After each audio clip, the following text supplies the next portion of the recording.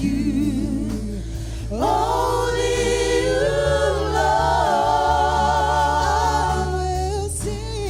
I will sing praises to your name. My life will do the same. Lord, I give you praise, Jehovah. Your holiness will always remain. Let us sing song of praises. Let us sing songs of praise to your name, the one and only name. There is no one. There is no one, there's no one like you. Only you, Lord. Sing praise. I will sing praises to your name. My life will do the same. Lord, I give you praise, Jehovah.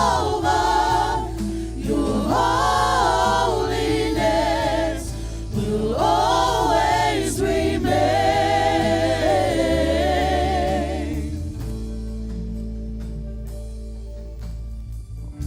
Hallelujah. Hey everyone. It's hello for everyone. Thank you for coming to church today. It's always a blessing to serve the Lord. And it's hallelujah.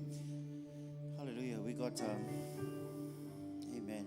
We got the blood of Jesus that washed us sins away, and we have ministering angels. Did you know that everyone's been assigned a ministering angel, a guardian angel from the Lord? And it's amazing. Praise God. And it's good to know that the Lord has sent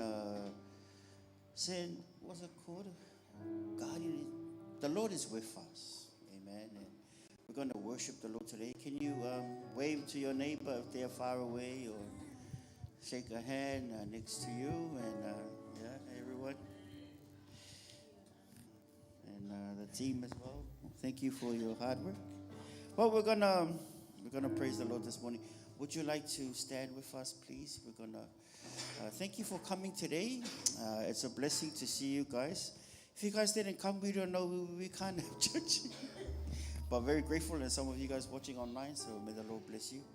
And we're gonna believe with you. We're gonna stand together. And Father, we love you this evening. Oh, we're so grateful this evening. Holy Spirit, we just want to invite your presence. Father God, we thank you so much for your presence this evening. Holy Spirit, we welcome you. We lay ourselves down, Father God. We love you so much. Your triumphant entry into Jerusalem, we're reminded of today, your triumphant entry as King, Father God. You are our King this evening. You are our King, Father God. Yes, let's sing that song.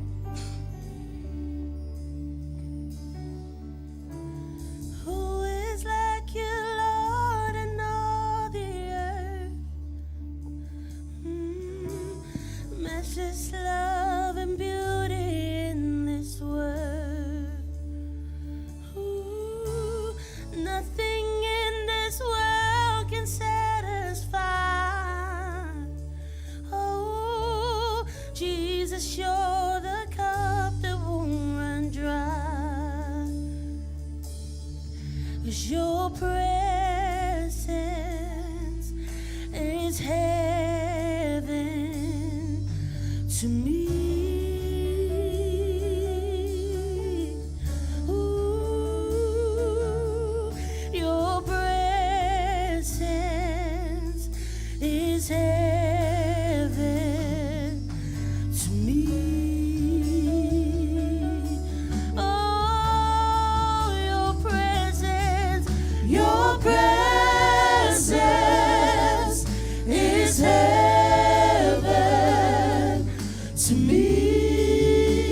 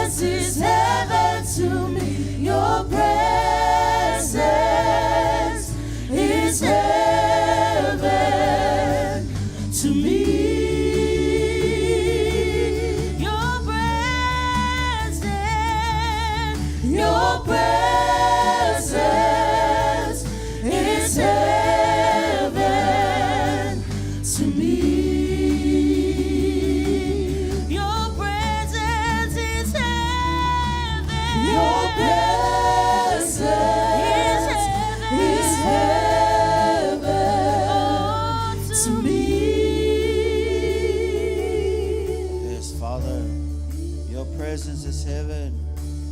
Oh, we welcome your presence. Yes, it's the presence of the Lord. Let your presence of the Lord can blow in this place, Almighty God. We welcome you, Holy Spirit. We welcome you, Lord. We welcome Have your way. Have your way.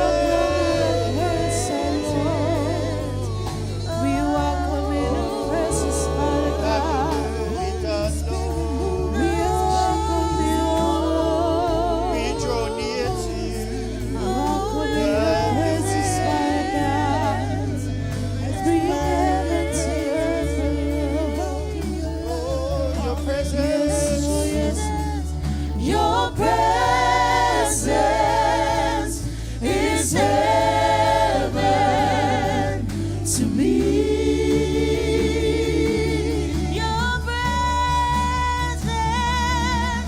Your presence is heaven to me. Your presence, Lord. Your presence is heaven to me.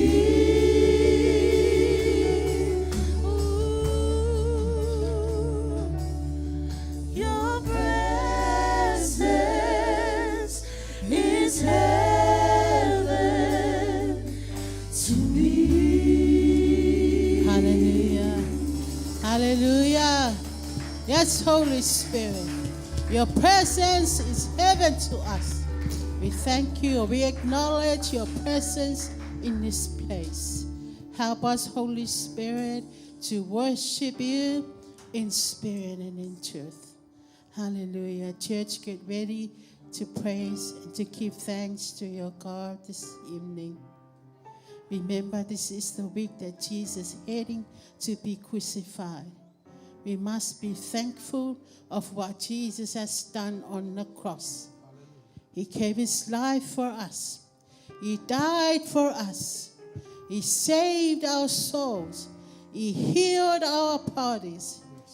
Church, get ready. Lift up your hands and sing to him and say, Lord, I want to thank you for all that you have done. Lord, I want to thank you. Yes, Jesus. Oh Lord, I want to thank you. You want to thank you, Jesus, Oh all Lord, that you I have want to done. thank you. I want to thank you for all that you Sing it done. one more time. Oh Lord, we want to thank Oh you. Lord, I want to thank you. Oh Lord, I want to thank you. Oh Lord, I want to thank you. I want to thank you for all that you've done. For waking me up this morning, we want to thank you. For waking me up this morning, I want to thank you. Yes, Lord, we are here because of For you. waking me up this morning, I want to thank you. For waking me up this morning, I want to thank you. I want to thank you for all that you've done. For waking me up this morning. For waking me up this morning, I want to thank you. For waking me up this morning, I want to thank you. For waking me up this morning, I want to thank you. I want to thank you for all that you've done. Thank you for healing my body.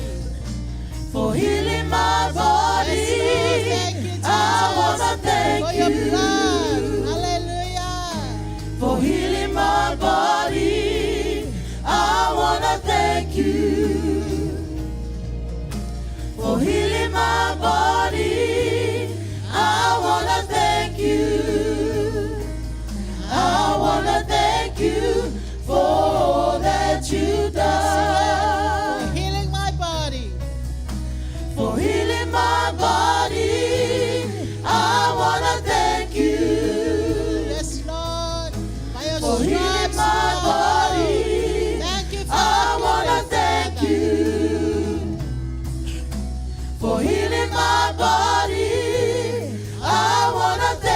you.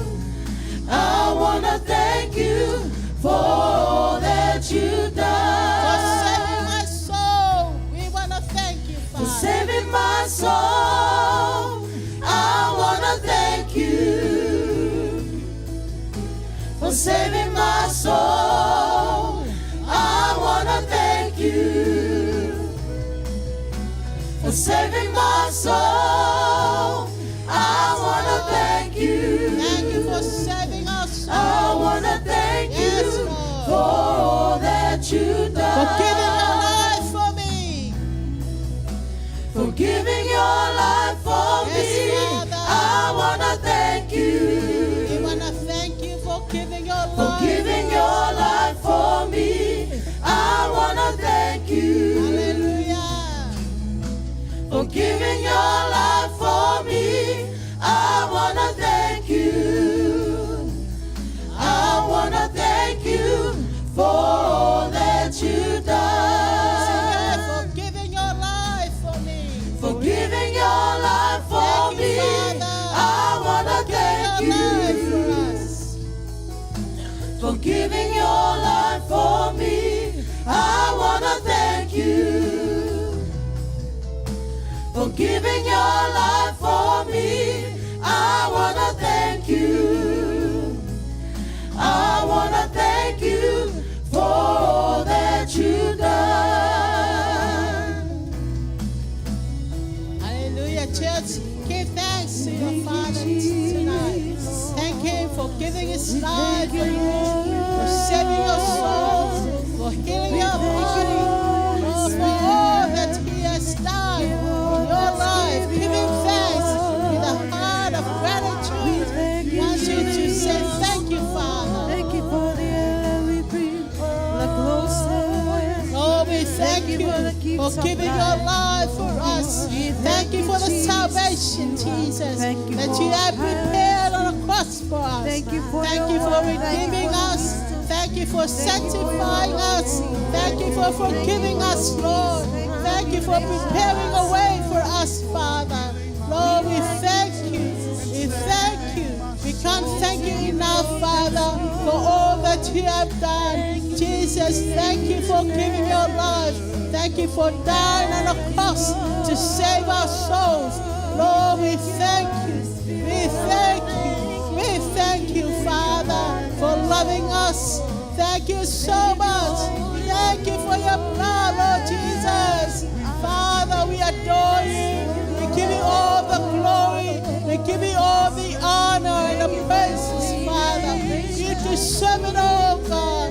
You deserve it all, Lord. We thank you. We thank you so much, Jesus. Thank you for loving us, Father. Thank you for the cross of Jesus. Thank you, Father, for the resurrection of Jesus. We have hope because you have resurrected, Lord, from the death and the grave. Lord, we thank you. You have conquered the grave for us. Lord, we thank you for the victory. Thank you so much. Lord, we are so blessed. We want to say, Father, thank you so much. Thank you for giving your life for us, Father. Lord, we thank you for giving your life for us all. We honor you. We give you the praises. Lord, hallelujah. Oh, yes, Jesus. Thank you for your blood. Thank you for the cross of Jesus. Hallelujah. Yes, Lord. Thank you for giving your life for us. For me, I want to thank you. For giving your life for me, I want to thank you. For giving your life for me, I want to thank you. Hallelujah. I want to thank you for all that you've done. Hallelujah. Give a hand for Jesus today. Give a hand for the Holy Spirit. Hallelujah. Hallelujah. Are you excited, church? You must be excited. Amen. Hallelujah. Jesus has done so much for us. Hallelujah. Hallelujah. Cast your burdens to Jesus, for he cares for you and me. Hallelujah. Thank you, Lord.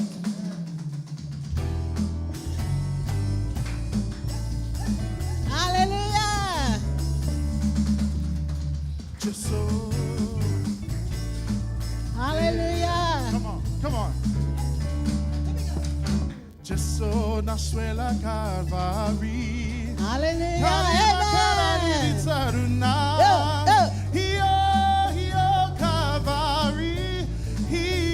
Calvary. Just so nasce la. Gesù nasce la Calvary. Calima.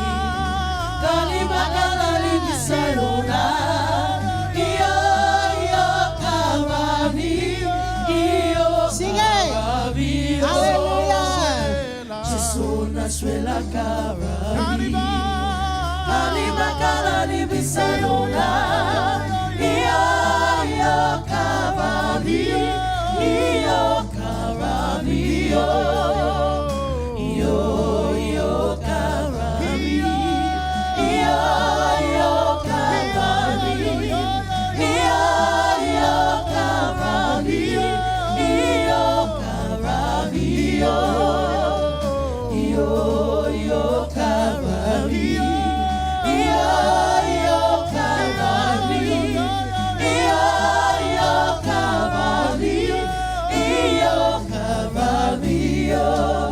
Cast your burden onto Jesus.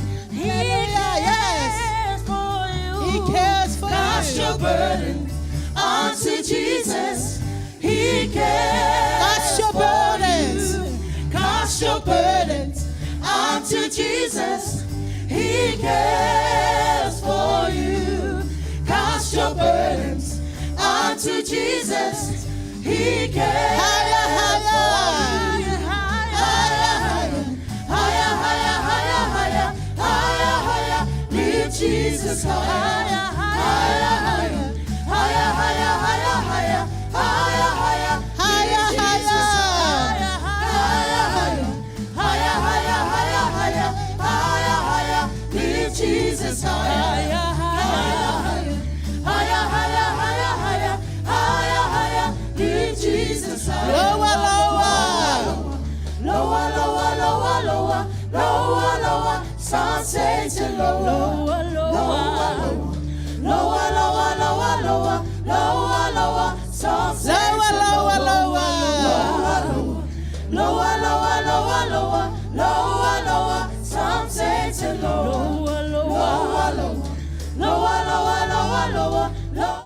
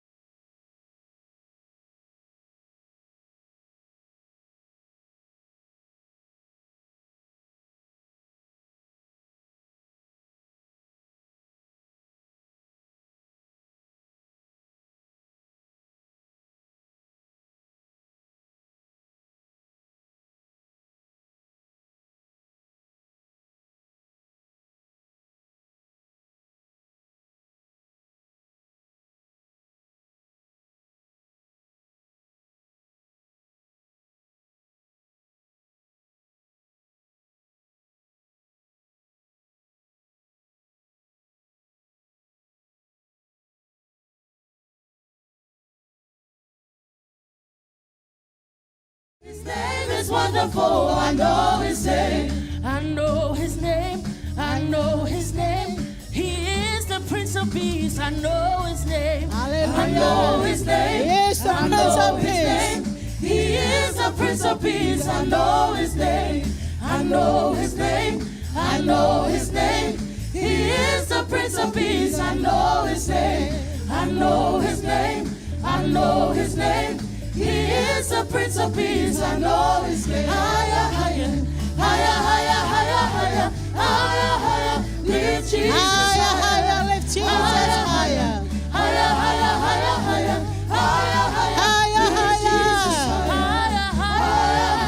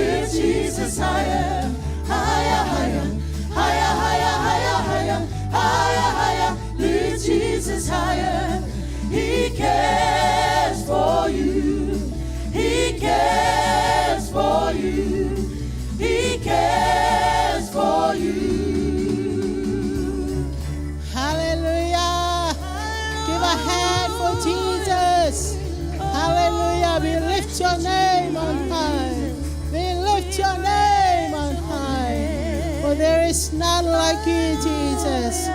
There is none like you.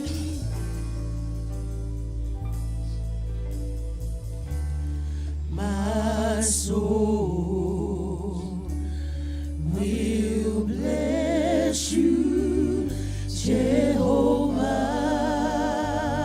And all that's within me. and all that's within me. Bless your holy name.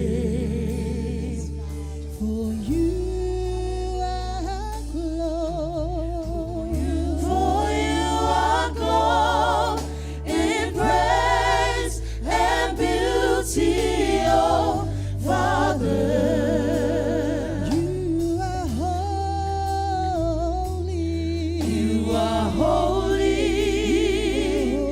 You are holy, great Jehovah. My soul. My soul will bless you, Jehovah, And all that's within me. and all that's within me. Bless your holy name. For you are glorious. For you are God in praise and beauty, oh Father. You are holy. You are holy. You are holy, great Jehovah. Let us sing songs of Let us praise. sing songs of praise to your name, the one and only name. There is no one. There is no one, there's no one like you.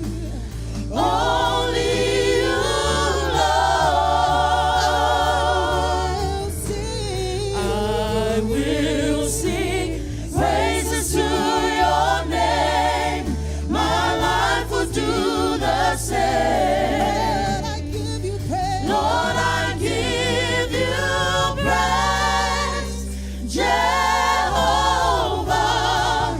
Your holiness will always remain. Lift your voice and sing. Sing songs of praise to your name, the one and only name. There is no one. There is no one, there's no one like you. Only you. Only you, Lord. Sing praises to I will sing praises to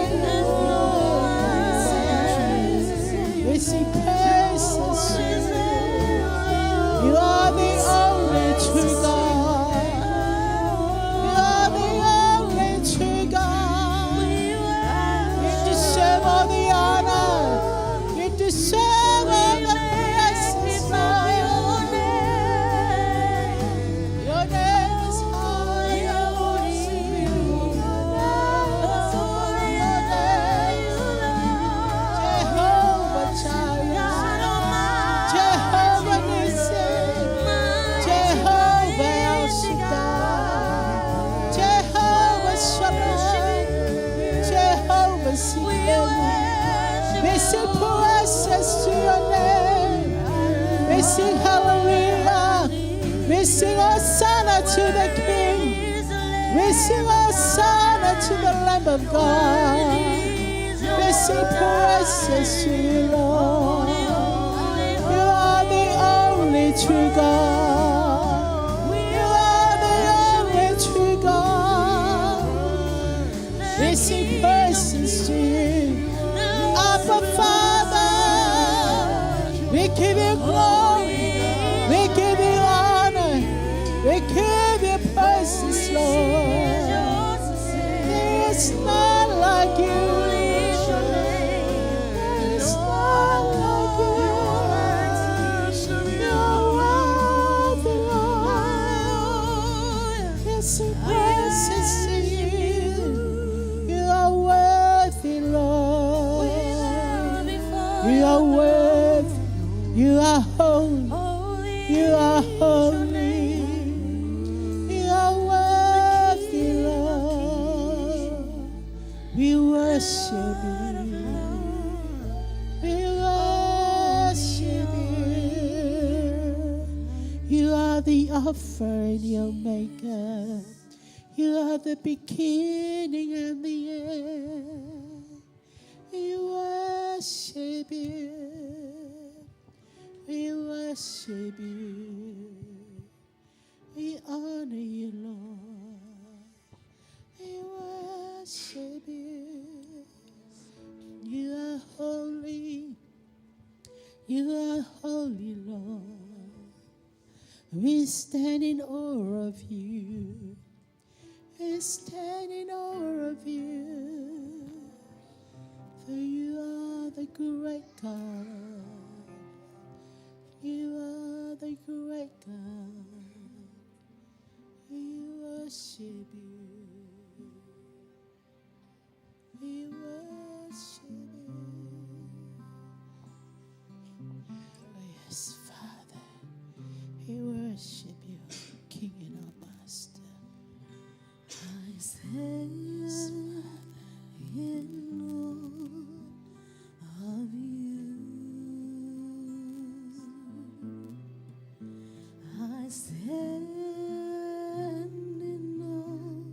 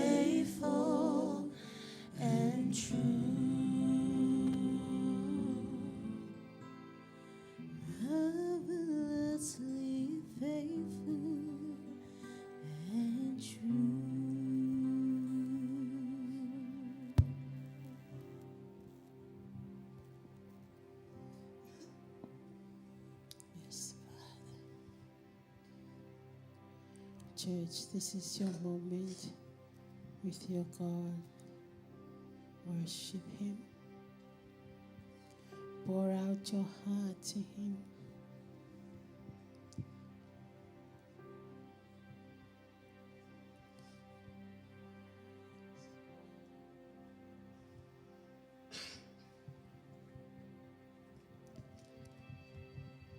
Say something to your daddy.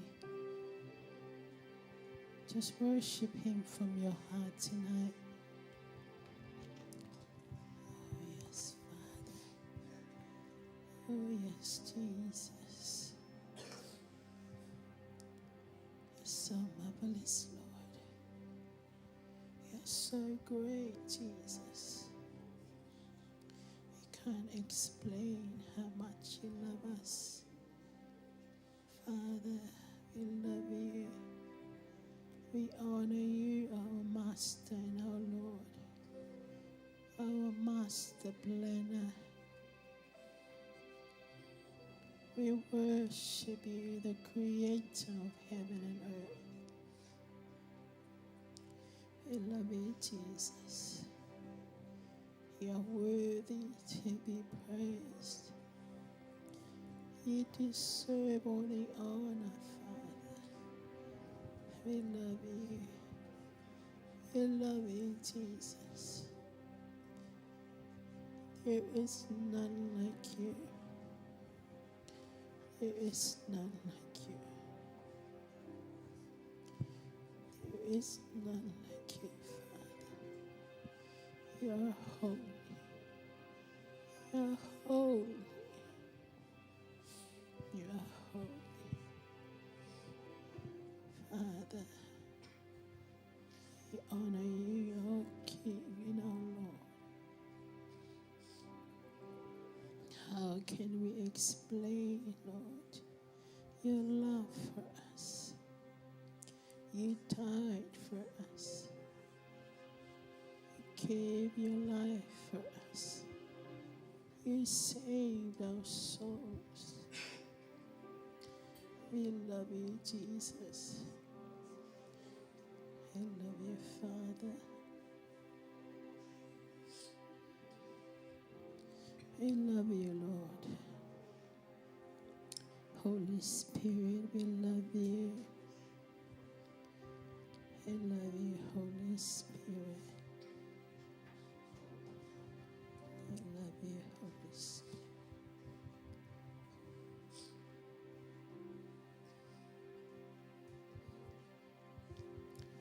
I love you, Holy Spirit.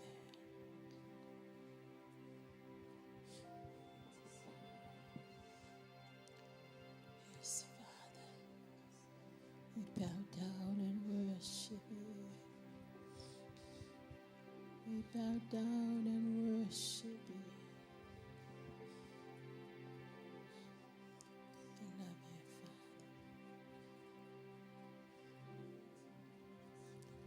Hallelujah.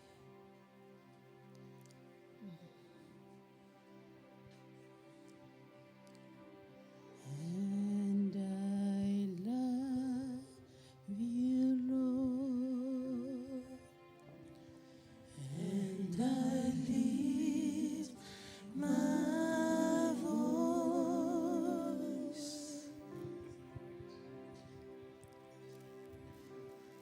to worship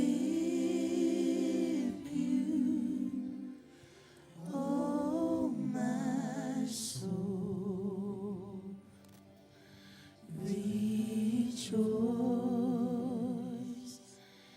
take joy, my King, in what you hear.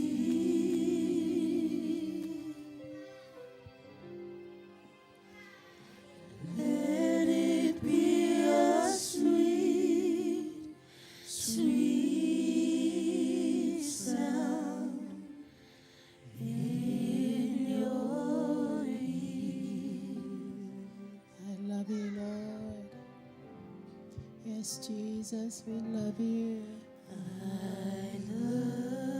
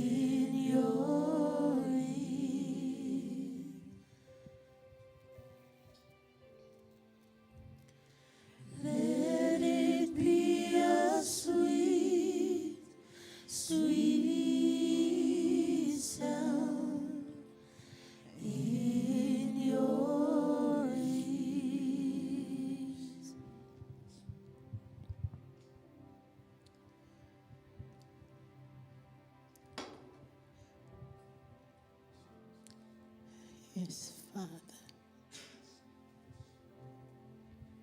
Let it be a sweet, sweet sound in your ear. Our worship from our hearts, Father. There is none, Father. There's nothing that we can give you back. From our hearts tonight, Lord, we say we love you. We love you with all our hearts, with all our mind, and with all our soul.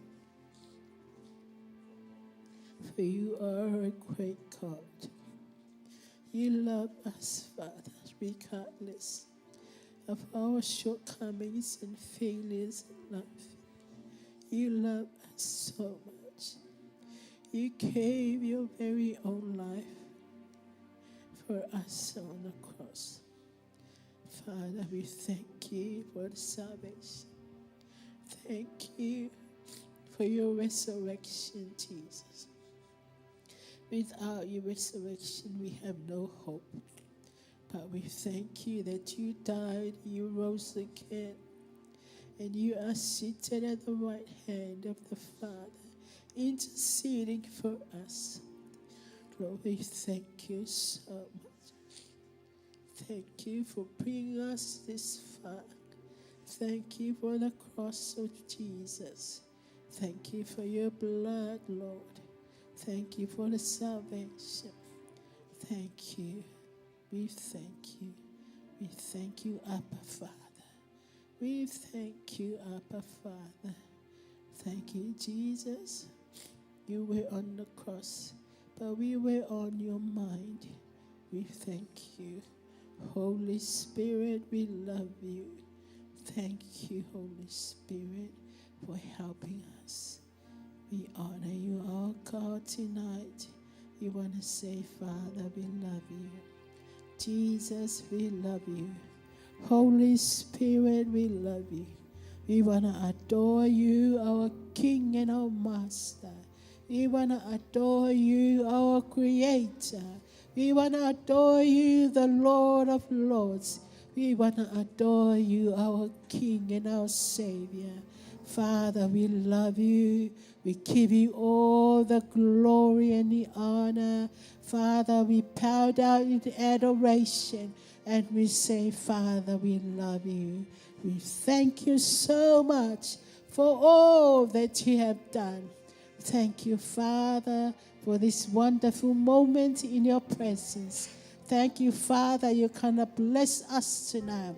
Thank you that you are speaking directly to us, Father. We thank you for your perfect plans and your purposes in our lives. Father, we love you. We love you, Lord. We sing adoration to you, God. We sing adoration to you. Church, stand up, lift up your hands, and sing adoration to our Father tonight. Father, we love you. Thank you so much, Jesus. We've gathered here on holy ground.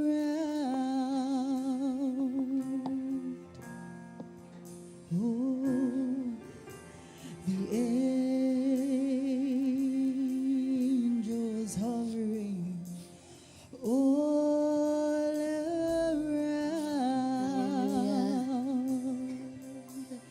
Oh, stand now before Him. Jesus. Oh, Hallelujah. magnify Him.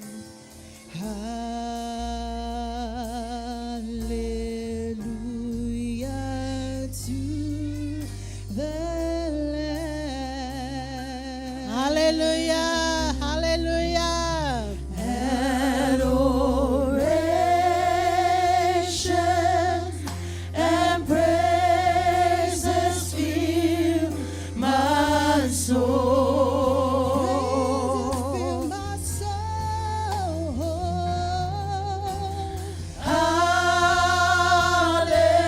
Hallelujah. I will be so.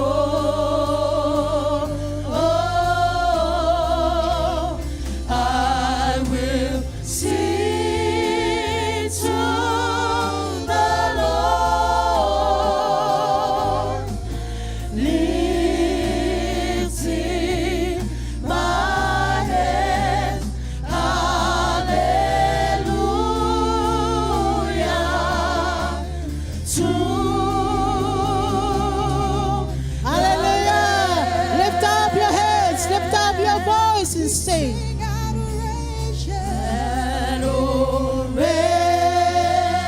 Adoration and praises fill my soul.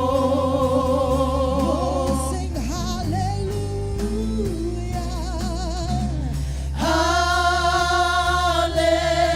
Hallelujah.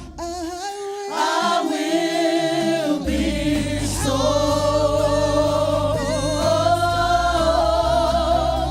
I will sing to the Lord, lifting my hands. Hallelujah to the Lamb. I will sing to the Lord, lifting my hands. Hallelujah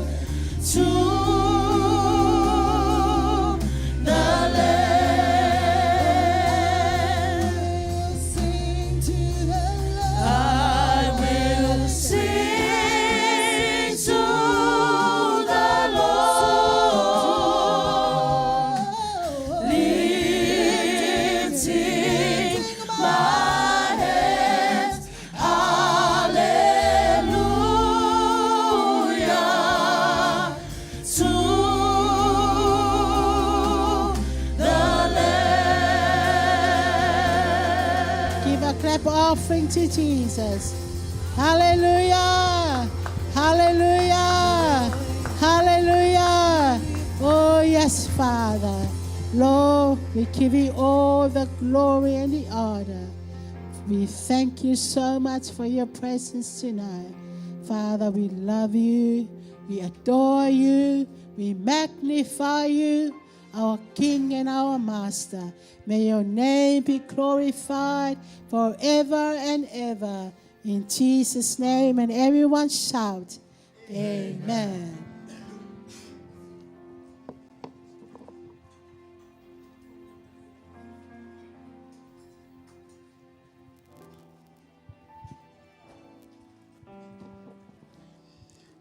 Tithes and offerings.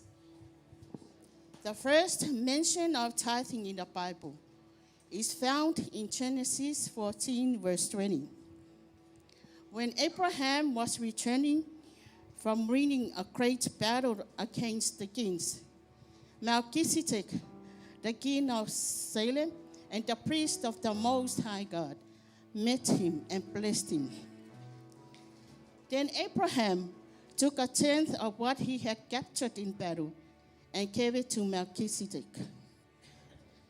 Considering how great this Melchizedek was, even Abraham, the great patriarch of Israel, recognized this by giving him a tenth of what he had taken in battle. Who is this Melchizedek, the king of Salem? And why did Abraham give a tithe to him? The name Melchizedek means the king of righteousness, and king of Salem means king of peace. There is no record of his father or mother or any of his ancestors. He remains the priest forever, resembling the Son of God. You can find this in Hebrews 7. Abraham possessed extraordinary qualities that attracted God to him: unwavering obedience and unshakable faithfulness, transforming him into a cherished friend of God. Abraham demonstrated faith through tithing before God gave the 10 Commandments to Moses 400 years later. He gave not out of obligation, but he acknowledged that all blessings proceed from God. Some individuals may resist the teaching of tithes, but those who remain devoted to tithing are abundantly blessed by the Lord. When we gain a deeper understanding of tithing, we will come to realize that it is not merely about giving in order to be blessed, but about being obedient to the word of God. As Malachi 3 verse 10 says, "Bring all the tithes into the storehouse, that there may be food in my house." The church, or the house of worship, functions as the storehouse that provides spiritual nourishment, and this is where we should give our tithes. Refusing to give tithes is considered stealing from God and is a form of spiritual rebellion. By embracing the practice of tithing, we can experience a profound sense of abundance and blessings from the Lord, extending far beyond financial prosperity and to encompass physical and spiritual well-being. From really to all of what.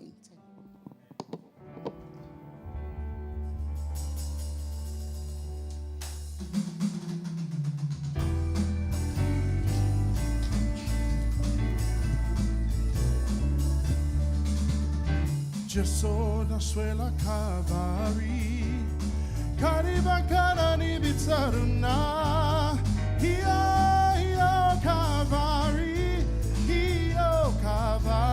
Gesù na suela Calvary, karibakana ni bitaruna, hiyo Calvary,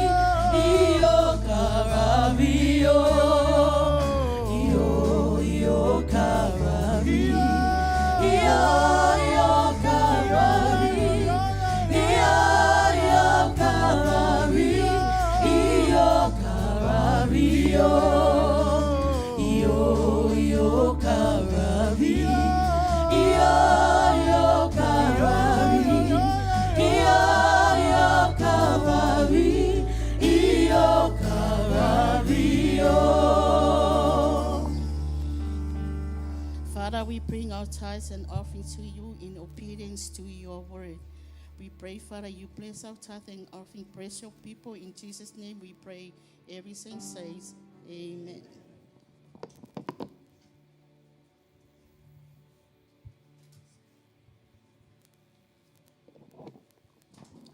Good evening, church. How are you tonight? Are you all right? You just turn to your neighbor and shake the hand and say, hey, it's good to see you here tonight. Hallelujah. Did you have a good tonight?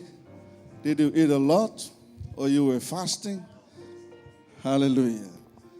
Okay, thank you very much for coming tonight. Again, I would like to welcome you in the house of the Lord. And greetings to you in the mighty name of our Lord Jesus Christ. Hallelujah. A few announcements. This week, on Thursday nights, we'll be having Easter service.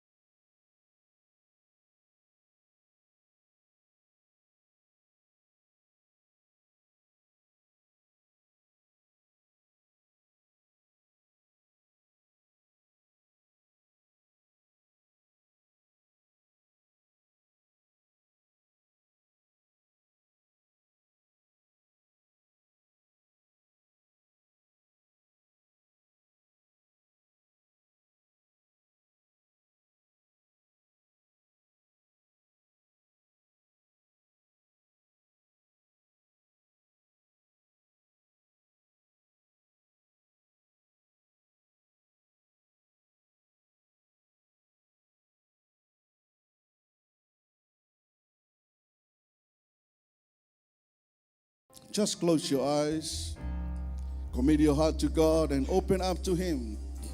Let Him come to you. Let Him speak to you. Let God use His servant as His mouthpiece to bring forth His will for us tonight. Lift your hands to Him and look up unto Him.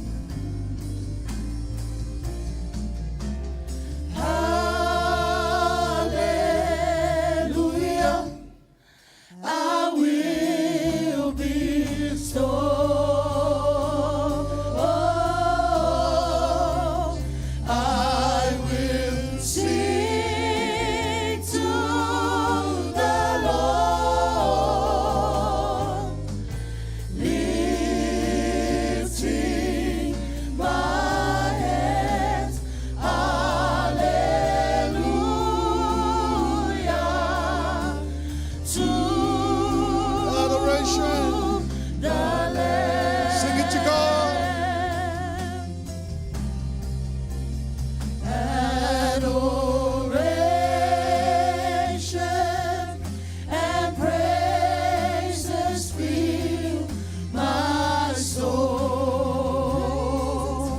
Lord, I ask you in the name of Jesus, anoint your servants, anoint Sister Pearl as she bring forth your will, oh God, for us. Pray for the word of wisdom, the word of knowledge, and the word of understanding. The spirit of revelation, oh Lord. Fill her right now in the name of Jesus and anoint her. Oh yes, Father God. Let us receive your word. Yes, oh Father, let us open up to you. Yes, oh Lord. Sing it again.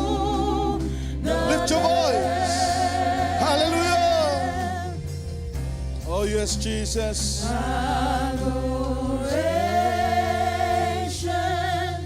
and praises fill my soul. Praises unto you, O Lord.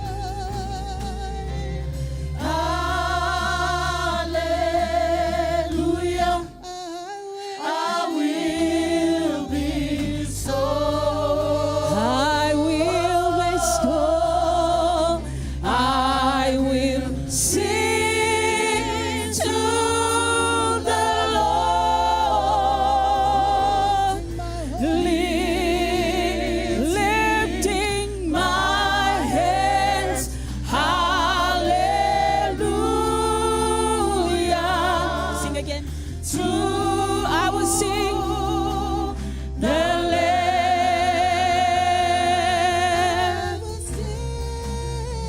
I will sing to the Lord,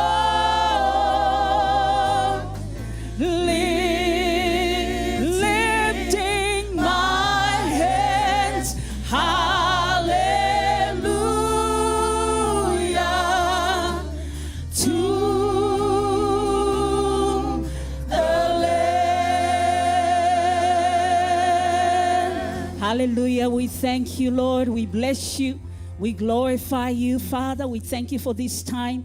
As we come, Lord, I yield myself to be your vessel where your word will flow through. Father, I remove myself that you speak to hearts here, that you will minister, Father God, that you will see through, Lord, that your word will not return void, but accomplish that which you send it forth for. We thank you for receptive hearts. We thank you for hearing ears. We thank you for seeing eyes this evening, Father God. Lord, we bless you. We glorify you in the name of Jesus. Amen. Amen. Thank you, worship team. Just would like to thank our leadership, our spiritual parents for giving this time. It's never a light thing to stand for his word. And so it's a fearful thing because it's responsibility. So I don't take it lightly. I take it humbly. Thank you, Pastor Vui, as well, and good lady Lina, and our leadership, Pastor Barnes, and not forgetting our spiritual leaders who are spiritual parents who are not with us, but in spirit they are. Amen. So tonight is actually the last evening. This is the first quarter of the year going. And today is the first day of the Holy Week. And as we celebrate every year, right? The resurrection power that's already inside of each and every one of us. And so this evening, if I were to paraphrase the message that I would like to bring, is that I believe the Lord is saying there's something that you're holding on that's hindering what God's about to release in your life. I'm actually jumping ahead of myself. But we go to the message of the Palm Sunday. Of course, the Matthew chapter 21. This is the triumphant entry of Jesus. You know, and I'll read it out. Matthew chapter 21. Now, when they drew near Jerusalem, came to Bethphage at the Mount of Olives, when Jesus sent two disciples, saying to them, go into the village opposite you, and immediately you will find a donkey tied. This is Jesus talking, and called with her, loose them and bring them to me. And if anyone says anything to you, you shall say, the Lord has need of them. And immediately he will send them. All this was done that it might be fulfilled, which was spoken by the prophet. Say, tell the daughter of Zion, behold, your king is coming to you, lowly and sitting on a donkey, called and foal of a donkey. It's amazing that right in the beginning of this message, it talks about our God.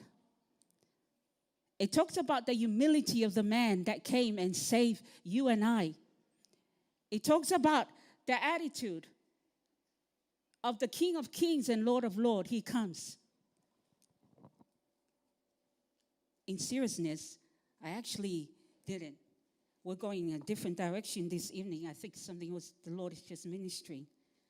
Now we see that we know the story. I mean, we grew up in this story, and we see the people made a grand entrance of Jesus. Now these people, they knew Jesus because he was performing miracles. So according to their knowledge, this is a man who can do miracles. And so when they heard that he was coming, they made a grand entrance. And so you see the palm. If you see the palm leaf, it represents victory.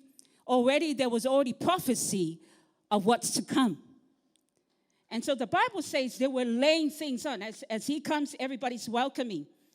You know, this evening, if we were inviting all of you that the Prime Minister was going to come this evening and he's going to be here, it will actually dictate the way you're going to come to church this evening.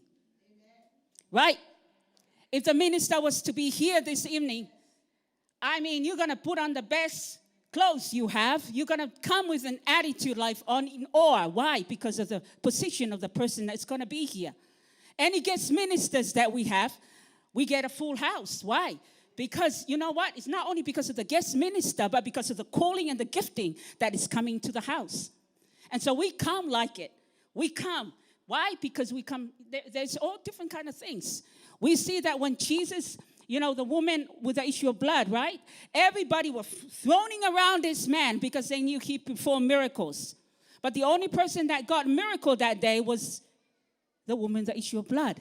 Why? Because she knew that this is not just a famous man. This is not just a man that does miracles. This is my answer. He's my Savior. He's the one who's going to change my situation. He's the one that is going to fill that void that I've been going through. Right? And so all these people, we see back in Palm Sunday, all these people, they were throwing things. They were in respect. They were laying their material, their clothing, palms on. What was that? They were laying down their lives. Okay, you know, this is how we are. When we ever host somebody, we lay ourselves. We host to the best. We serve. We go and do all the best there is. The problem is, we know about this story. They were welcoming him. The very people that call out Hosanna later on became the very people that call out, kill him, destroy him. So my message this evening is this, and to tell you that at some point of our life is not only, see, the thing is, we receive Jesus in our lives. Hallelujah, praise the Lord, Hosanna. Oh, Jesus, I receive you as my personal Lord and Savior. But down the road somewhere, with our decision behind closed doors, with everything that's happening behind, nobody's seeing, you're crucifying him. You're calling out. You're gossiping. You're doing the very things that is not. Amen. And so the message this evening is this. And if you look at the Word of God, and he comes here, coming to Jerusalem, right? They were all. And then right after that, he went to his house. He went to the temple. And what did he find there in the temple? It's people selling things in his temple.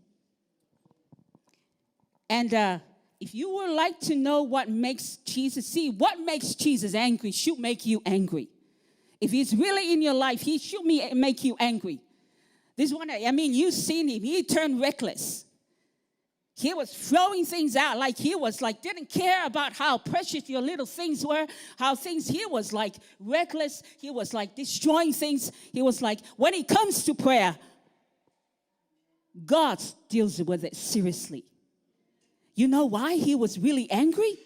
You know why he was really angry? This is the thing why he was really angry. Because the people were not just selling things. They were selling themselves short. They were distracted by the very things. They were busy about physical needs at the expense of eternal needs. And they were busy about activities at the expense of intimacy. They were busy about, doing all these things that's distracting them. And you know why Jesus was really angry? I always look at this story and I thought, what? Yeah, he was angry because, the church is the place where... No, he was really angry because he's saying this. You're forfeiting the best for less than the best. The very thing that you're needing, you're trading it. See, the very thing that you're looking for is found in prayer. It's found in intimacy. Because without intimacy, there won't be fruit. There won't be a birth of new things in your life that you're looking for. There won't be, the successful business people, it was because of a birth of an idea behind it, and they activated in it, and they do it. Praise God. It was through prayer. He was saying this, don't forfeit the best, because God wants the best. He comes to give you life and life abundantly. He didn't come here to give you a second hand. He came to give you life and life abundantly. What is going to break through in your life is through prayer. Once we negate that, things are not just we're just going to be operating in permissible will and not his perfect will. There's a difference. A lot of us are working on the permissible will, not perfect will. God wants a perfect will. His perfect will. You know who will succeed in it? You. He wants you to excel, because when you excel, it expresses God well out there. When you excel, it takes attention. It will get people's attention out there. Wow, how did you do that? The world are actually, borrowing the ideas of the kingdom, and they're operating in it. See, we're prophesying, but they're profiting. We're doing all these things, but, the world are borrowing our principles, the principles of the kingdom. You are the kingdom. When you walk, the kingdom is walking. In this room, the kingdom of God is in this room. Why? Because it's in you. The kingdom of God is inside of you. Every time you speak, something will happen.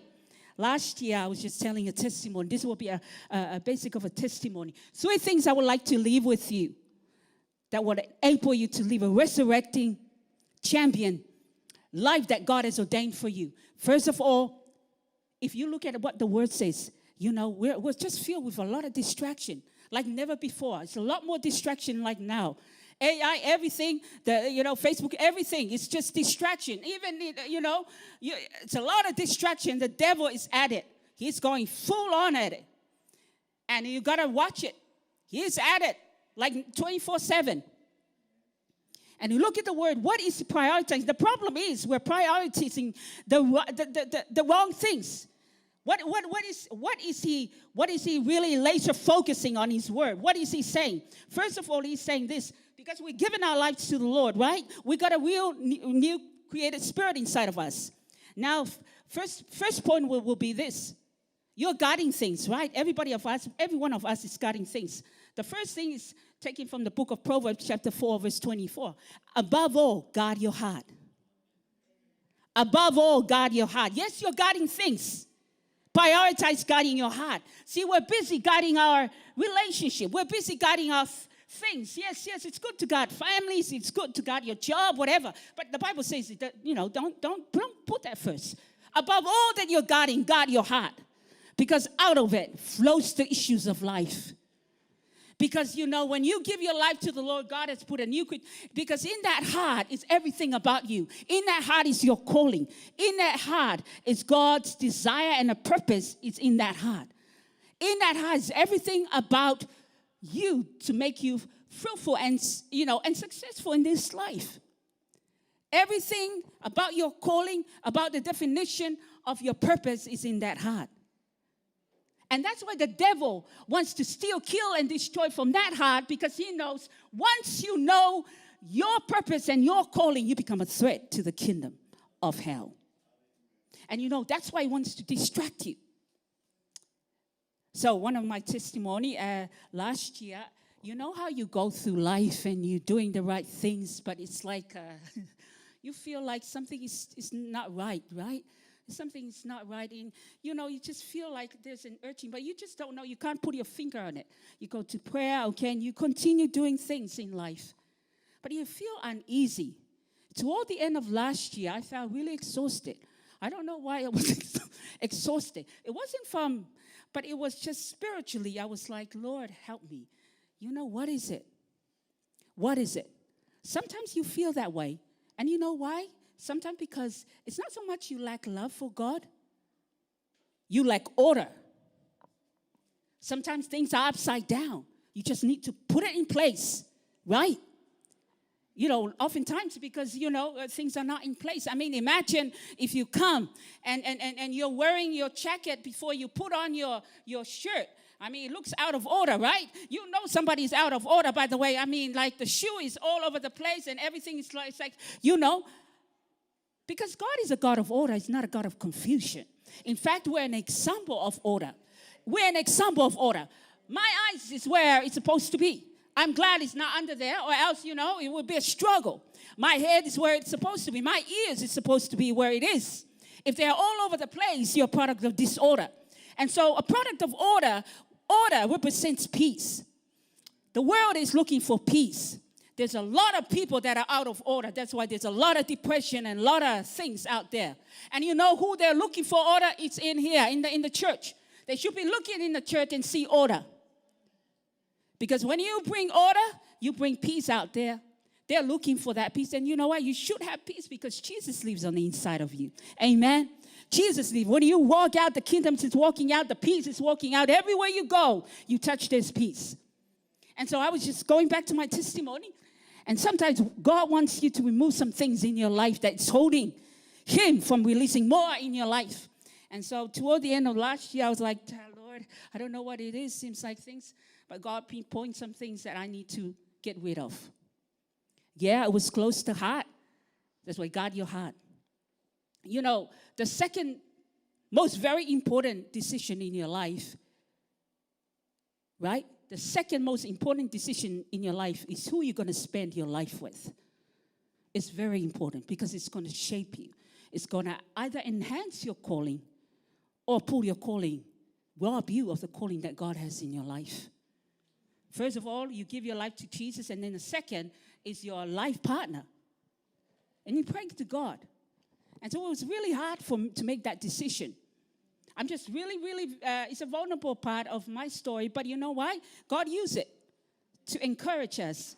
Sometimes, they look good and everything else, look godly and everything. Yes, godly. But sometimes, the best thing, the enemy of the God thing is the good thing. It's not always the bad thing. Sometimes it's the good thing. It looks good, but it's not God. It doesn't mean that it looks good. It's God. No, it doesn't. It's different. It was hard emotionally. Because the thing is, He will bring. Because once you allow somebody in your heart, it does something. It shapes you. It does affect you. It's not a light thing. Unless you take the calling of God lightly in your life, then you just, invite any Dick and Harry. But moral of the story, I put my hand up. Lord, I missed it. Adjust it. Repent, Lord, I'm sorry, I didn't see that. But thank you. It was not easy, but you choose. Part of guarding your heart is being obedient. And sometimes you need to do it. You sometimes learn it the hard way, but you got to do it. Amen. And so it's done. And after that, I tell you, everything else start to fall in alignment. The prayers that I used to pray came to pass. One of the things I was praying for was somebody to look after my mom so that you can be a little bit. And He gave the best. God will answer your prayers. There's prayers that are waiting for you to let go of what is hindering God in your life. And not only that, there was provision that came. It was like an acceleration in such a small time. And I remember last year when my mom was admitted at the hospital, just at Winter's weekend, and they said she wasn't going to walk, But I was praying, and the word mobility kept coming. Okay, I got her, and we came home, and she started to walk again. But the word continued to come in my spirit. I thought, well, now she's walking, Lord, what does it mean? First of all, first point is, above all, guard your heart with all diligence. What that means is day in, day out, faithfully, every day. Guard your heart with all diligence. Part of guarding your heart is not only obedience. Part of guarding your heart is worship. Last week, we were talking about the woman in the alabaster box. Right? See, guarding your heart is not always what you're thinking. But the Word of God tells it differently. See, the moment you start to guard your heart, it doesn't always mean... See, that lady, the obedience of the lady here, the woman with the alabaster box, her obedience exposes the misalignment in the disciples. Right? Which leads me to my second point. My second point is this. We're all living in a life where we're trying to get things. Get this, get that, get that. What does the Bible say? In all you're getting, get this, wisdom. Proverbs chapter 4, verse 7. In all, it's a principal thing, right? Wisdom. In fact, Jesus is wisdom, right? And now we have this life. We need God's wisdom for us to navigate life in decision making, in living making, in doing making. We need wisdom, right? Wisdom day in, day out. And, we know Solomon, it was a man, we know he was a man that prayed for wisdom. And he got not just wisdom, he got everything about it. The problem with Solomon was that he got so blessed to the point he started to go the other way. See, sometimes some of us start good and great, and then we start to drift off. Because now we're starting to get the wisdom of the world. We start to let go of the wisdom of God and start to get the wisdom of the world. The wisdom of God is going to get you everything that He has ordained for you. And when God ordains things for you, it's not, these things, He's going to ordain the best of the best for you. Each and every one of you. He's going to ordain. And so we'll continue on with this. I was praying, and the word mobility kept coming. And now your heart is start to clear. Everything start to be in alignment. See, when you get things, because your heart is where God is to be ruling, right? That's where the treasure of the kingdom is in that heart, right? Everything is in that heart. That map that you're going, the map for the treasure is in that heart, is in your heart. And so I was praying, and the Lord sort of ministered, mobilizing. Mobilizing, I don't know what that, mobilizing. I said, Lord, what does it mean, mobilizing? Giving the idea, it was still mobilizing. And I believe He's saying to mobilize the church. Where you're at now, and where you're at now, and you think it's good where you're at, God wants to mobilize you. God wants you to move upwards and forward. Because God is a God of movement. God is a God of movement. He's not a God of stagnation. He says He order our steps. It doesn't say He order our stops. God cannot order your stops. If you're not doing anything, He's not going to order anything. But if you start stepping, oh Lord, I don't know but I yield to you. I'm going to serve in any capacity that you allow me to do. And as soon as you put your hand on something, God is going to lead you. God is going to step you. God is going to order your steps in Him. And sort of saying, Lord, and just a heart to really, He's saying, he sort of in a way reminded me why I came here in New Zealand. get back to Plan A, your mission, why you're here, and mobilizing. And my heart was, there was this idea of reaching out to the lost, and the idea of the van that can serve coffee in the street. And I was mentioning to a couple of youth, we used to do it before, but it sort of stopped then. But that came really strong. And the man that we used to do it way before, this is 10 years ago, he's now, I went to track and felt like the Lord was saying, go to connect to him. Like, go back. And I was looking for this man, looking for him. And connected with him. He can't walk anymore. He's very old and, in the stage. And the wife is still. So we reconnected. They lived somewhere there. And we're just talking. They were really excited that I came to visit them. But I came with a mission and a vision, to talk with. I felt to go and connect with them again. And I was saying, what happened? I believe. And then I was talking and I say, I believe the Lord is telling me to take it up and move. And they're just looking and like, well, it's not, and just like I said, I believe this is what the Lord has. But I feel like, as a spiritual handover, because the things in the spirit, you got to do it in a way that's in order. God is a God of order. And we're talking and we start praying and we start to rekindle the winds during those times. But I say it's happening right now. It doesn't stop there. Anyways, cut the story short and all that. I came back after we prayed. I was so excited. It was just a hand. Nothing. I was so excited. Very excited. Very excited. I said, thank you, Jesus. We're going to win the loss. Had the idea, had everything, but it was just that. That was it. And start talking to the key people. God will lead you to the right people. See, the thing is we learn from the story of Joseph. Not everybody share. Right? I'm sharing this as testimony. I'm sharing this to really wake up what God's calling in your life. To step. Be bold about it. Not everybody's going to cheer you at it. Not everybody's going to motivate. But you know what? If you obey what God is telling you right now, I tell you, the windows of heaven is going to open. It's going to make way where there seems to be no way. You're the generation of now. Right?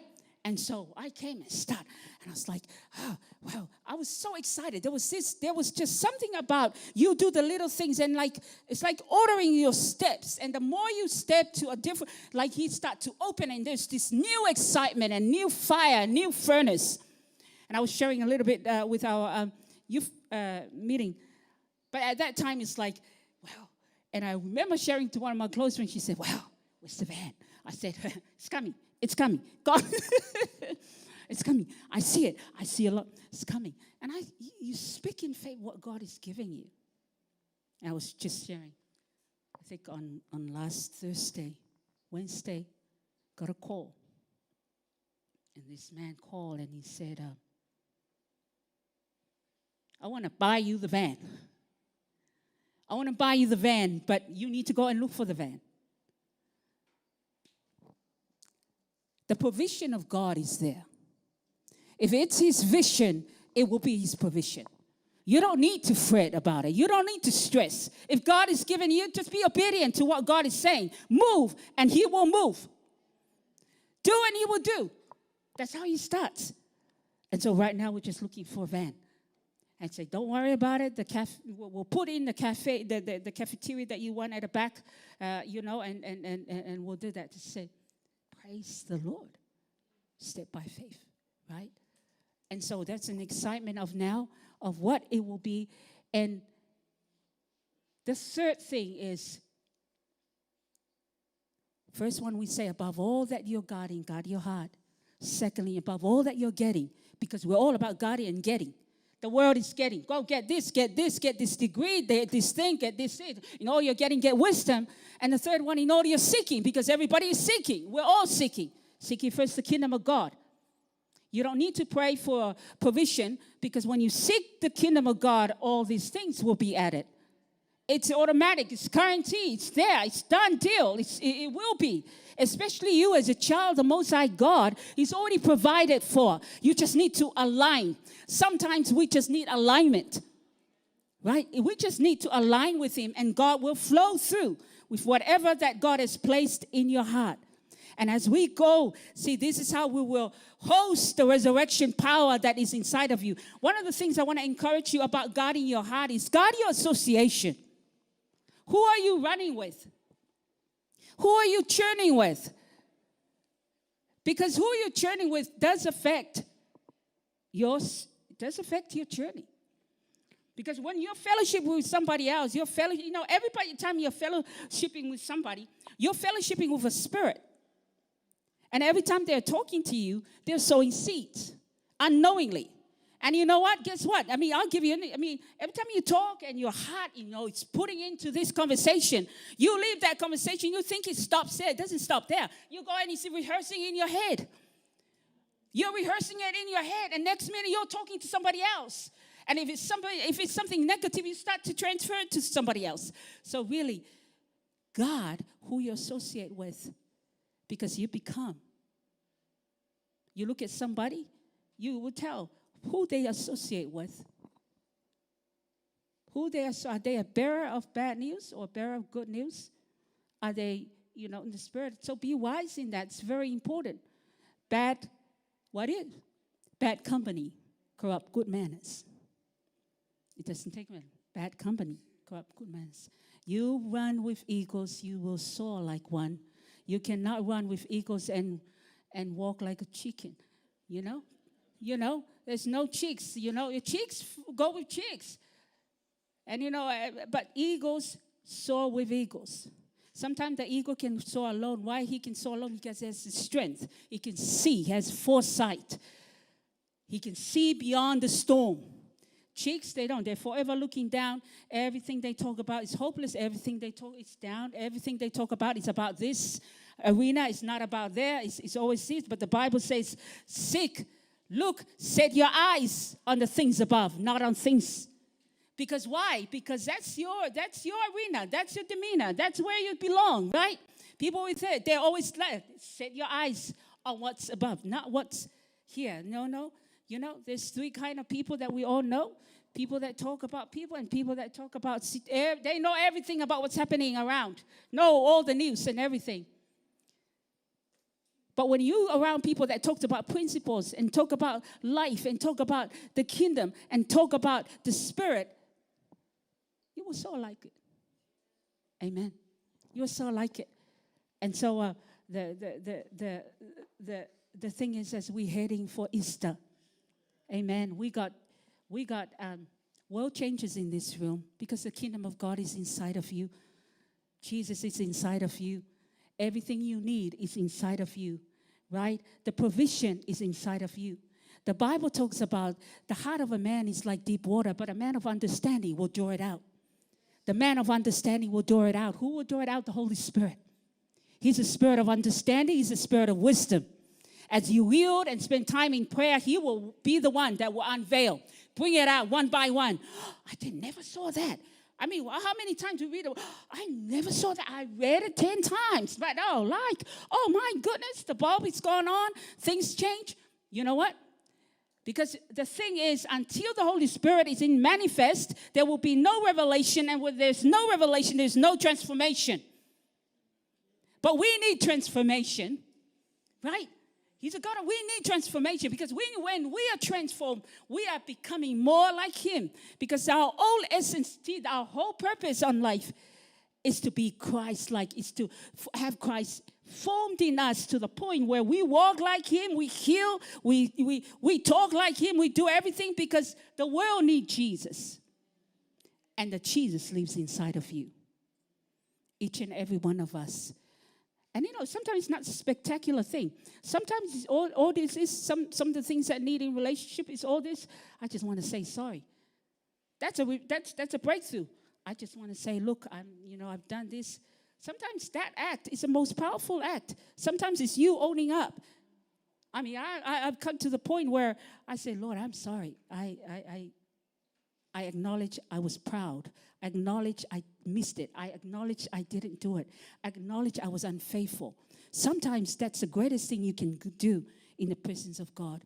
Lord, help me in my unbelief. Lord, open my eyes so that I can see. Open my ears so I can hear. Open my heart so I can receive what you're about to do in my life. Because when you do that, you're not only doing it for yourself, you're doing it for your family. Because your obedience is like somebody else's breakthrough, right? There's a nation that's awaiting your obedience, right? There's generation that's awaiting your obedience, right? You look at throughout the Word of God, that woman out of Buster Box, what she did is now recorded right throughout generation. It wasn't just that generation. She did something. And she brought revelation to this that it's not just worship, it's not just singing. It's about giving. True worshipers are surrenderers. True worshipers are surrenderers. Throughout time, a little time that I know, every time who's not a worshiper, you tell this, trials come, they fall out. Trials come, do this. Why? Because this is the thing. When you truly surrender, you stay aligned. When you truly surrender, you do things radically that the normal natural person don't. That's why the disciples who fellowship with Jesus day in, day out, when the woman out of Pastor Box, came with that kind of worship, you know what? It exposes the revelation that they didn't know who they were really spending time with.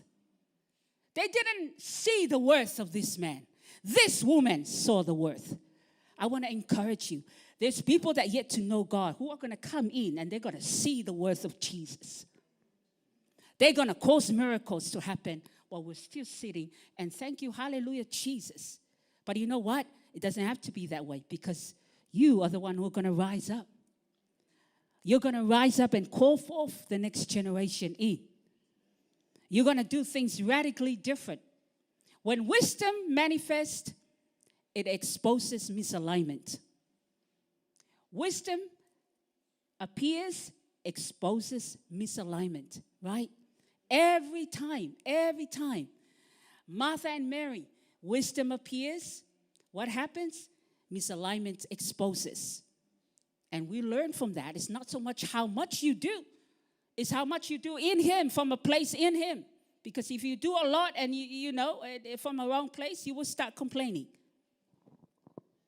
But wisdom is telling us how to serve God, to serve from a place of love. So, church, in all that you're guarding, guard your heart. In all that you're getting, get wisdom. In all that you're seeking, seek ye first the kingdom of God. And I tell you, the resurrection power will abound to you. Everything you need is in you. You're sitting right now with prayers that needed to be answered. I tell you, resurrection power awaits. It's inside of you. Amen? And so without further ado, I pray that you're encouraged this evening. And thank you, Lord. Blessed be your holy name.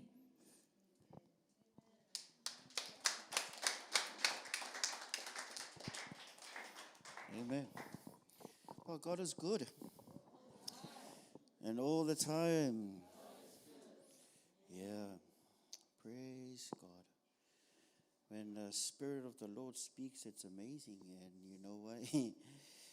Let us not be too busy with doing worldly things and not being effective, like Martha was.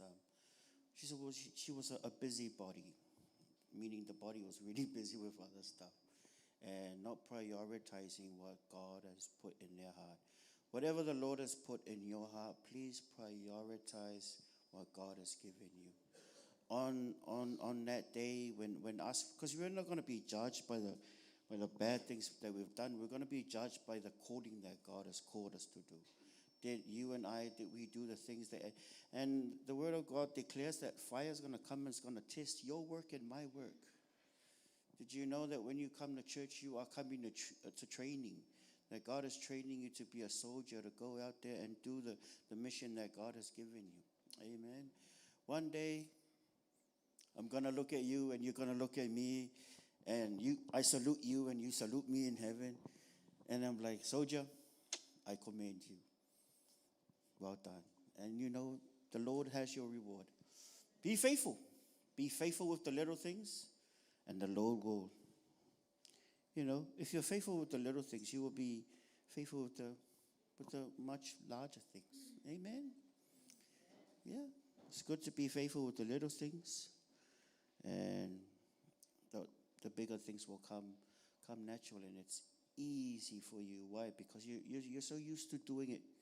Every time the Lord has given you something, you do it to the point where obedience to the Lord comes natural. And it's like oxygen to your soul. And your relationship with the Lord will be really that intimacy. With Mary, Mary was much more intimate with Jesus than Martha. Yeah, I don't want us to have a lot of Marthas in our church. Yeah, Yeah, we should have a lot of Marys. Mary's, you know, Sister Mary, when she comes to church, she's the one who's always crying when we have worship. And Martha, the worship's on and still looking around. Yeah. And sometimes during the week, Martha will be really busy. She has 2 to 3 cell phones, Martha.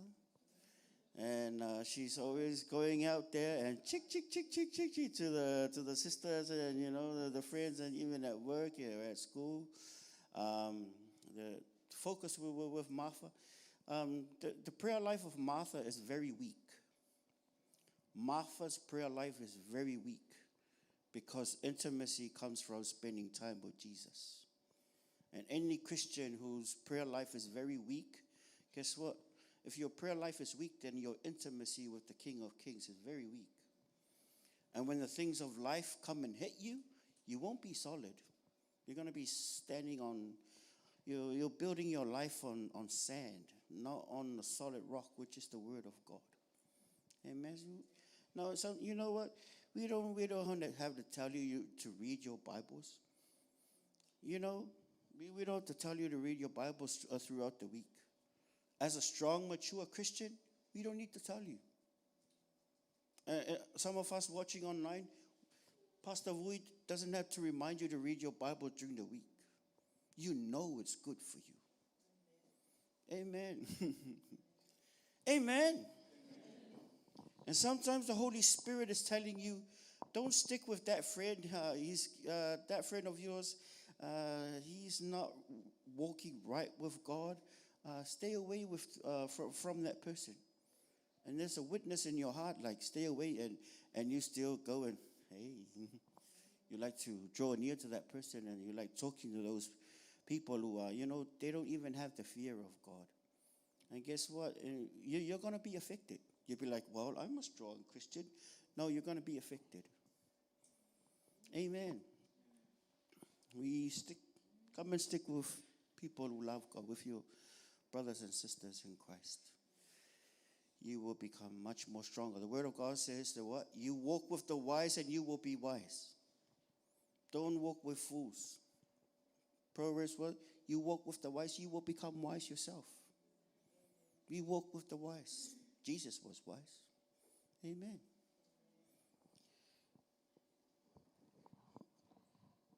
Mary's prayer life was very, do you know Jesus' prayer life? Even the disciples were very tired. He still went and prayed. It wasn't an hour and a half. Sometimes it was the whole night. And his top 3 people during a very critical time of his ministry, man, he's in agony in the garden.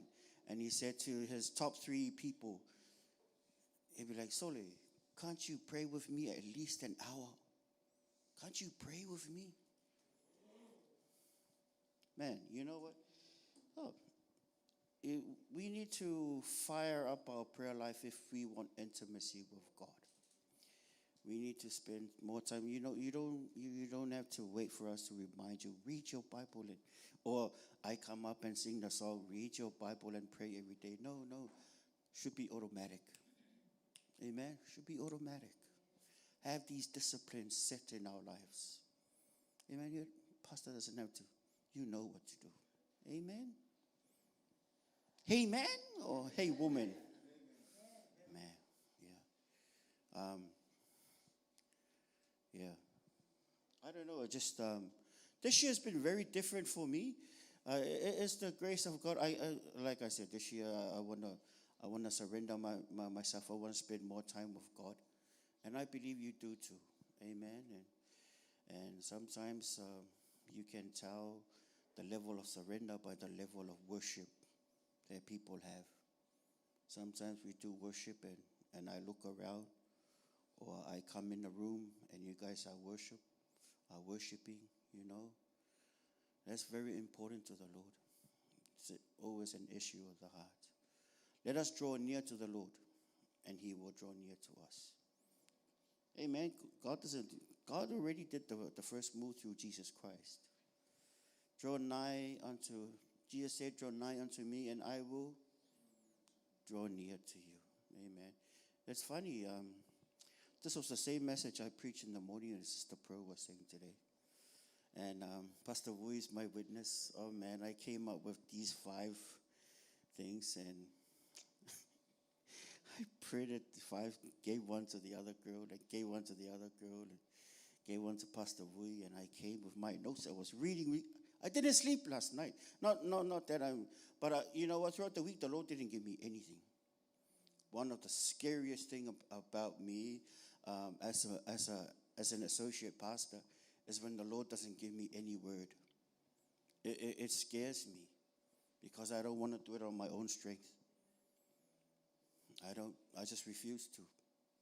You'll be like, wow, you ain't been to Bible now yet, but it's not that. I'm not here to share to you what I know, because I don't know what you need, but the Holy Spirit knows exactly what you need.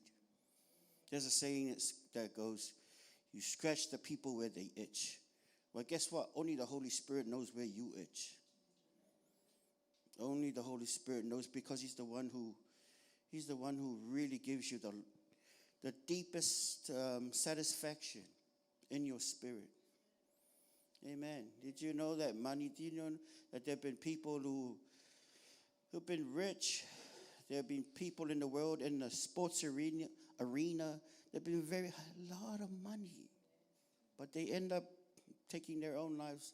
You have no idea the stress and the oppression that they're going through, the depression that they're going through. But you know the Holy Spirit. You know the Word of God. Amen. Yeah. Jesus, you know, you'd be like, oh, but I can't pray the whole night. Well, you can start with 3 minutes. That 3 minutes will grow into 5 minutes, and be consistent. Yeah. And after 5 minutes, guess what? You don't do what the other person was doing. The mom told him to go and pray for 5 minutes. So he went and speaking tongues and looking at the clock. Wait for 5 minutes to finish and then come back out. Don't do your Christianity like that. It should be a love thing, that we love Jesus. We're commanded. We should love God with all our hearts, with all of our minds, with all our soul, and with all of our strength. How's that going? Can I ask, how's that going, church? How's that going for you? Yeah, you can ask your neighbor. How's that going for you, neighbor? It's a commandment to love, because God is love. It's a commandment to love. We are commanded to love God and to love our neighbor as we love ourselves. Yeah, God is love, and you know what? He wanted us to love Him more than anything else. Amen. Hey, how? My gosh. Hunger. Never lose your hunger. Every time you come to church, you know, I'm very excited for you guys. Because sometimes, you know, the preachers, they come here. The other day, the other preacher came and he said to me, and sometimes I stand up here and I know when I stand up here, there's that hunger that draws things out of me. I've been to places when I preach, the hearts of the people are so stubborn. When I try to preach, the word of God will bounce back to me. There was one day a very long time ago, the Lord is saying to me, you know what? I think it was the worship team. I said the other day, we had a thing over here, and I said, hey, you know what? I never planned to be a pastor. This was the last thing on my mind. I never wanted it to be a pastor. I wanted to be a gangster. When I want to be a gangster. But the Lord interrupted my plan. I think because I don't want to fail. For me, I don't like to fail. And the Lord, it was like on Puinui Road, the Lord said to me, you're going to pastor a church, and I'm going to teach you how to do it. And that was in the beginning, early stages. And you know, looking back now, there are sometimes in my prayer time, sometimes I woke up here and I come in and I hold the mic and I know exactly what the people need. It's the Holy Spirit. That's the time you spend in prayer. Sometimes I know exactly the condition of the flock in my spirit, not my head, because I spend time with God. You should spend time with God. Sometimes I stand up here and I'll be preaching, and people will be weeping and crying. It's not me, it's the Holy Spirit giving me the words to help them. Amen. It's not by might, not by power, but by the Spirit of God. Amen. I believe I'm looking at a lot of preachers down here. A lot of preachers over there watching me online. Do not be slack with your prayer life. And I will not tell you to do something that I don't do myself. I spend time with God in prayer.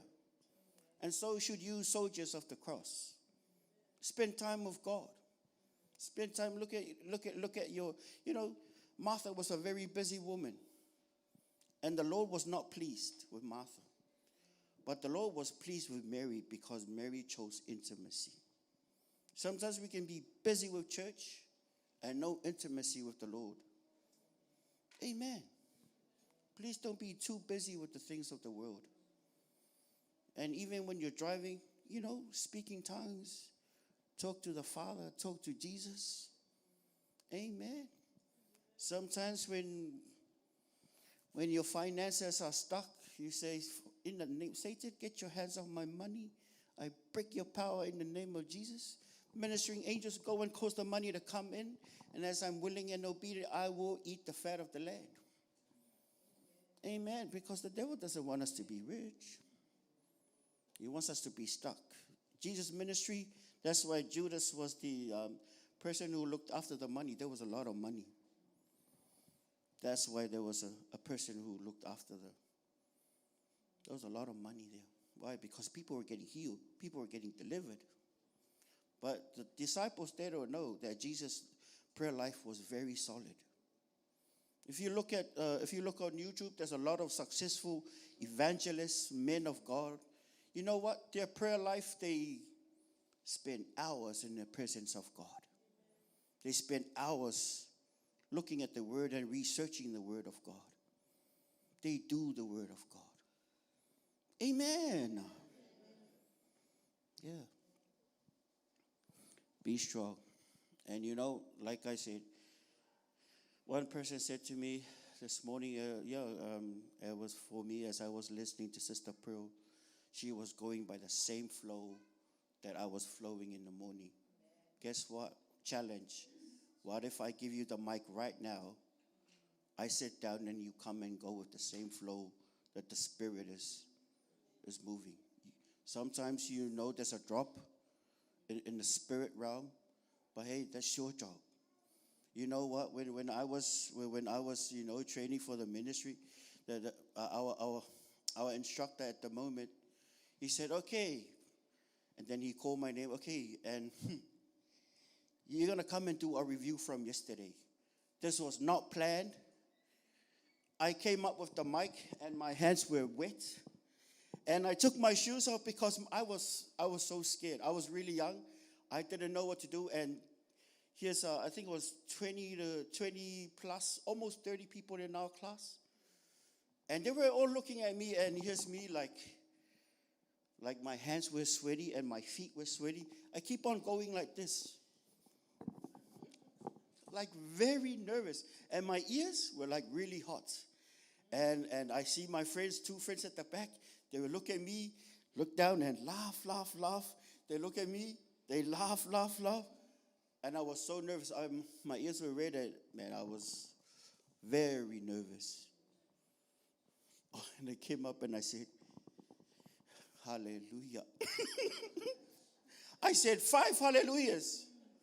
After another hallelujah, I went like this.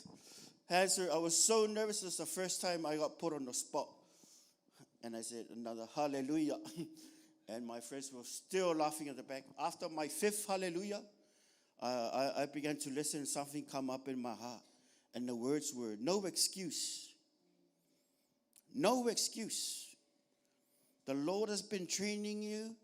And guess what? When we get to heaven, there will be no excuse. The reason why is because God has given you the Holy Spirit. God has given you His Word. God has graced you And God has graced you with the calling that God has assigned and designed you for. And then guess what? Just like speaking in tongues, these men, unction began to come up. Words from the Holy Spirit began. Man, I was on fire. And you know what? Sometimes it's good for you to be put on the spot. Because this is training ground, my people. This is training ground for you. And sometimes Numa will come up and challenge you to come and take the mic. And sometimes you can sense in the spirit realm, oh, the service just dropped or the service just went higher. Amen. A person of prayer will pick that up. A person who spends time of God will pick that up. Amen. And guess what? This is how you train your children as well. Train them to be sensitive in the things of the Spirit. Train them not to grieve the Holy Spirit. Amen.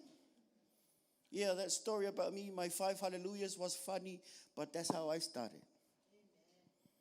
That's how I started. I believe ministry was hard work, and after that, and then the Lord spoke to me. Yeah, like I said, throughout the years, you know, when I first started, sometimes my sermons, when I first, you don't want to hear my sermons when I first started. Some sermons, I feel like I was scolding the people. Sometimes, felt like I was challenging the people the wrong way. Sometimes the words that I used, because my English wasn't that good back then, my people will laugh at me. But I had the courage to say, to tell myself, I'm not gonna. There's not gonna be a pushback, because I love Jesus so much. I'm gonna obey the Lord. Might as well go all the way. So yeah. And you know what? Looking back, some of you guys have been here a long time. God has a plan for you, and He wants to use you. Pastor has been talking about, evangelism. We're going to go out there and talk to some people. And sometimes you're going to be like me. You're going to come up to an unbeliever and you'll be like, hi. Hi. Hello. My name is, and then you say your name. And you'll be like, it's like that. But sometimes you got to be thrown into the water. Did you know my grandma, my dad's mom, when I was learning how to swim, she threw me in the deep end. I had to drink a lot of seawater and trying to survive. But not long after that, I learned how to swim. Sometimes we feel like we want to throw you in the deep end. Eh? But sometimes that's where your faith needs to rise up. Even you're going to drink heaps of seawater, but you're going to learn your lesson. Amen. Sometimes a cold sweat will come and you're going to be like me. Hallelujah. It'll be a lot of rubbing, and you take your shoes off, and your ears are red and hot and nervous and almost crying. But be strong. Hey, how can you be a mighty warrior for Jesus if you don't come up here and train yourself to speak in front of people? Because, hey, you're looking at a very shy person. By my own personality, I'm a very shy person. But after, I think 1999, when I got baptized with the Holy Spirit, things began to change for me. The boldness of God the Lord began dealing with me with some issues that I had from the past. Hey, no one's perfect. I haven't arrived. We're still moving forward. But let me tell you what, even if you have those 5 dry hallelujahs, but that's how I started. Amen. I would love for you to start and take the challenge. If the opportunity comes and you come up here and take the service, make sure you don't drop it. And you'll be like, Brother Barnes, man, I never done it before. But you don't have to. You can do it right the first time. If you trust God. Don't trust in your head.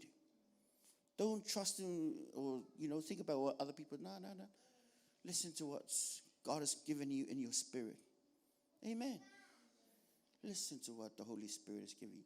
That's why it's good to spend time with the Holy Spirit. Because when it comes to things like this, He's your best friend. Your best friend will never let you down. Remember the other day I said to you, preaching is like speaking in tongues. When what was it? The words and the unctions coming deep within your spirit. All you're doing is giving it out. Amen. Sometimes when I go to preach, it comes fiery. I tell you, the word of God declares. I thought it was going to be fiery this morning, but I came up and the flow was totally different.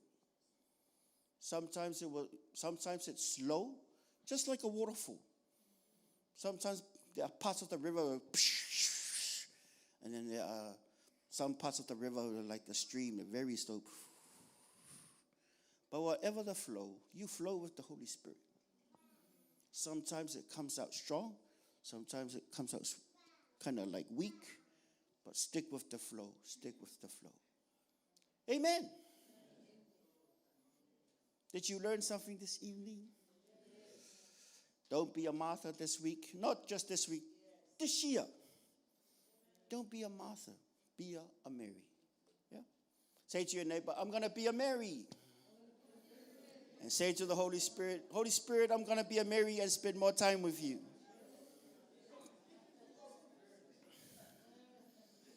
Yeah.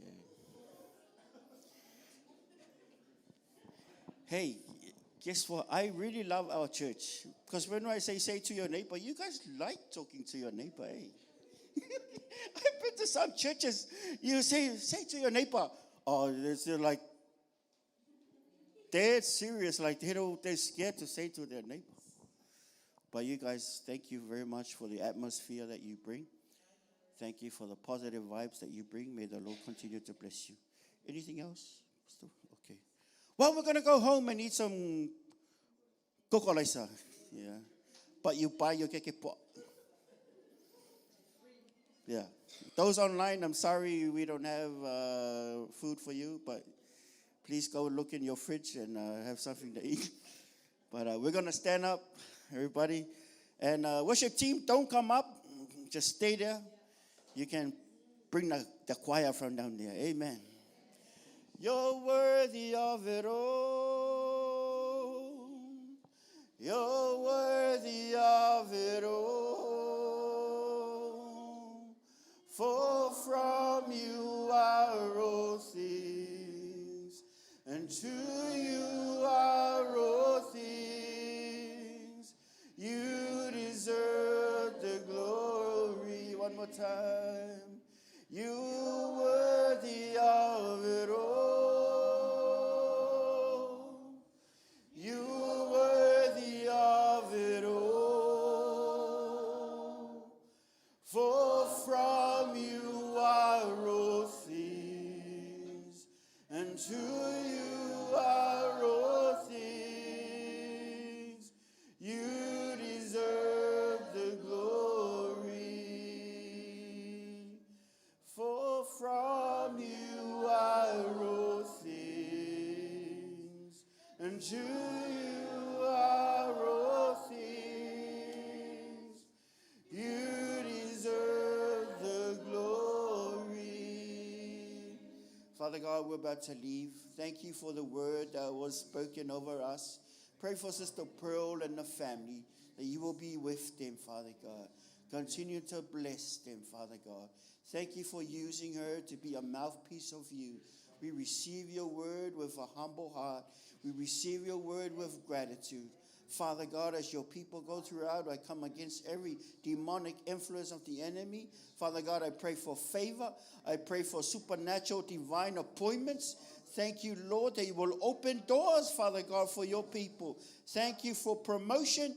Thank you for new opportunities. Thank you for creative ideas in their heads. Thank you for dreams of businesses. Thank you for vision of your plan, of your glory on your people.